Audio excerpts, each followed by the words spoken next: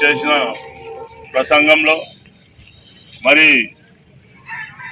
దళిత సభలో ప్రకటించింది కాబట్టి ఈ సందర్భంగా మనము మన కేసీఆర్ గారికి పదాభిషేకం చేయడం జరుగుతుంది కాబట్టి అది అందరము మన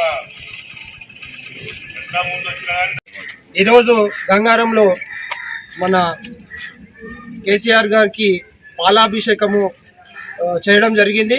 అదేవిధంగా ఒకటే దఫాలో మన వికారాబాద్ నియోజకవర్గం మొత్తం ఒకే దఫంలో దళిత బంధు ఇవ్వడానికి నిన్న సీఎం కేసీఆర్ గారు బహిరంగ సభలో చెప్పినారు. కాబట్టి మా గంగారం తరఫున మేమందరం కలిసి ప్రతి దళిత కుటుంబానికి అందరికీ ఇంటికి చేర్చే విధంగా ఈ దళిత బంధు ప్రతి ఇంటికి మెసేజ్ పెడతాం.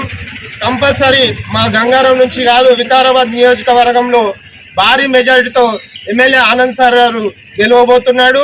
అదేవిధంగా మా ఎంపీ సాబ్ గారు మా హృదయాన్ని ప్రతి ఒక్కర వార్డు తిరిగి మన కారు గుర్తుకు ఓటేసి మన కేసీఆర్ ఇంత చక్కటి కార్యక్రమాలు ఇంత మంచి అభివృద్ధి చేస్తున్నాడు కాబట్టి సంక్షేమ ఫలాలు ప్రతి ఇంటికి చేరినాయి.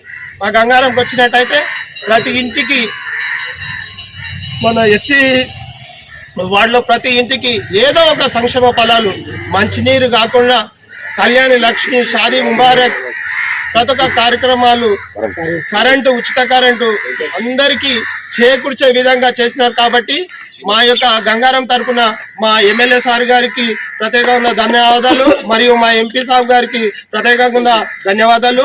అదేవిధంగా మన కేసీఆర్ గారు 3వ తారీఖు సీఎం కాబోతున్నారు. మా గంగారం తరఫు నుంచి సీఎం కేసీఆర్ గారికి హృదయపూర్వక నమస్కారాలు. జై తెలంగాణ, జై కేసీఆర్, జై కేటీఆర్, జై ఆనందన్న, జై.